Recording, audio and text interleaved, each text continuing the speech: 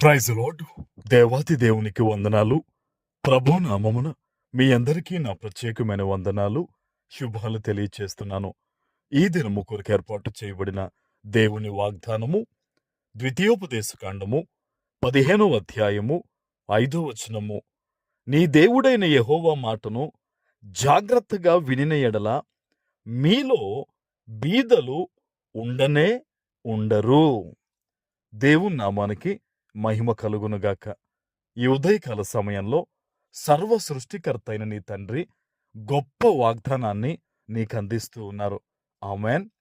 ఆయన అంటూ ఉన్నారు ఈ ఉదయకాల సమయంలో నీతో, నీ దేవుడైన యెహోవా మాటను నువ్వు ఎలా వినాలంట? జాగ్రత్తగా వినాలంట.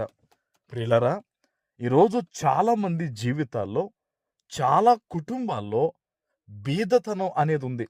అది బహుశా ఆరోగ్య విషయంలో, ధనం విషయంలో, చదువుల విషయంలో, శుభకార్యాల విషయంలో, మనశ్శాంతి లేకపోవడం, ఇటువంటి అన్ని విషయాల్లో కూడా బేదరికంలో ఉన్నారు. అయితే ఈరోజు మీ ప్రార్థన విన్న దేవుడు, మిమ్మల్ని చూచిన దేవుడు నీతో చెప్తున్న మాట ఏంటో తెలుసా? నా మాట నువ్వు జాగ్రత్తగా వింటే గనక, ఏదైతే దేవుడు వాక్య ప్రకారంగా నీతో మాట్లాడుతూ, నిన్ను హెచ్చరిస్తూ, నిన్ను బలపరుస్తూ, ఇది చెయ్యి, ఇది చెయ్యొద్దని నీకు తెలియజేస్తూ ఉన్నారో, ఆ మాట ప్రకారం నీవు జీవిస్తే, ఆ మాట ప్రకారం నువ్వు బ్రతికితే గనక, ఈ ఉదయకాల సమయంలో దేవుడు చెప్తున్నాడు, ఇక మీదట బేదలు అనేవారు నీ ఇంట్లో కానీ, నీ జీవితంలో కానీ ఇంకా బేదరికం అనేది ఉండదు అనేది ఈరోజు సర్వశక్తివంతుడైన నీ తండ్రి నీకిస్తున్న గొప్ప వాగ్దానం ఇది. ఆమెన్. ఆయన ఎంత గొప్ప వాగ్దానం నీకు ఇస్తున్నాడంటే, నీ బాధ దేవుడు చూశాడు, నీ కన్నీరు దేవుడు చూశాడు, నీ యొక్క కుటుంబ ప్రార్థన దేవుడు చూశాడు. అందుకనే ఈ మాటను ఆయన ఇస్తూ ఉన్నాడు. ఏ విషయంలో ఈరోజు నువ్వు బేదరికంలో ఉన్నావు? ఏ విషయంలో లేమిలో ఉన్నావు? ఏ విషయంలో నువ్వు ఎంతో దుఃఖముతో ఉన్నావో ప్రభు నీతోనే మాట్లాడుతున్నాడు. నీకే ఈ వాగ్దానం ఇస్తున్నాడు.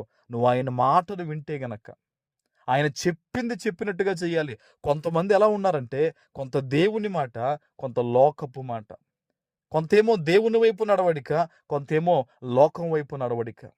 ఈరోజు నీ ప్రభువుని కోరుకునేది ఏంటో తెలుసా? నువ్వు కంప్లీట్గా ఆయన తట్టు తిరగాలి. నువ్వు కంప్లీట్గా ఆయన మాటకు వినాలి. అప్పుడు నువ్వు గొప్పగా ఆశీర్వదించబడతావు. మీరు బైబిల్లో చూడండి, అబ్రహాము, ఇస్సాకు, యాకోబు, దావీదు, సొలొమోను, ఇలా వీళ్ళందరి జీవితాలు చూసినప్పుడు వారు యథార్థంగా దేవుణ్ణి వారు ఫాలో అయినప్పుడు, దేవుని మాటినప్పుడు వారి సరిహద్దులు ఎంత విశాలపరచబడ్డాయి, వారెంత సమృద్ధిగా జీవించారు, వారెంత ఆరోగ్యంగా జీవించారు, వారెంత నెమ్మదిగా జీవించారో ఒకసారి ఆలోచన చేయండి. అందులో కొంతమంది ఎప్పుడైతే లోకం తట్టు తిరిగారో, లోక పాపముల్లో వారు చెయ్యి వేశారో, వారెంత దిగజారిపోయారో చూడండి. ఈరోజు ప్రభు నీ జీవితాన్ని ఆయన ఎలా పెట్టాలనుకుంటున్నారంటే, సకల సమృద్ధితో పెట్టాలనుకుంటున్నాడు ఆయన. నిన్ను, నీ తర్వాత తరాలని, నీ కుటుంబాలను అంతటినీ దేవుడు సకల సమృద్ధిలో నడిపించాలని ఆయన కోరుకుంటున్నాడు. కాబట్టి ఆయన ఒకటే చెప్తున్నాడు, నా మాటను విను. అది కూడా ఎలా వినాలి?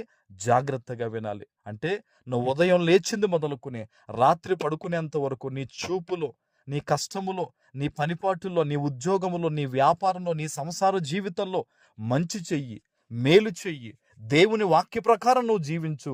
గొప్ప సమృద్ధి నీ చుట్టూనే ఉంటుంది. నువ్వు అనుభవిస్తావు. నువ్వు అనేక మందికి యేసు నామములో సాక్ష్యము చెప్పబోతూ ఉన్నావు. ఆమేన్.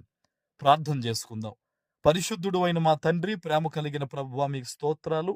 ఈ ఉదయకాల సమయంలో మీరిచ్చిన గొప్ప వాగ్దానము ప్రతి బిడ్డ జీవితంలో నెరవేర్చి స్థిరపరచమని యేసు నామమును ప్రార్థిస్తున్నాను తండ్రి. ఆమేన్.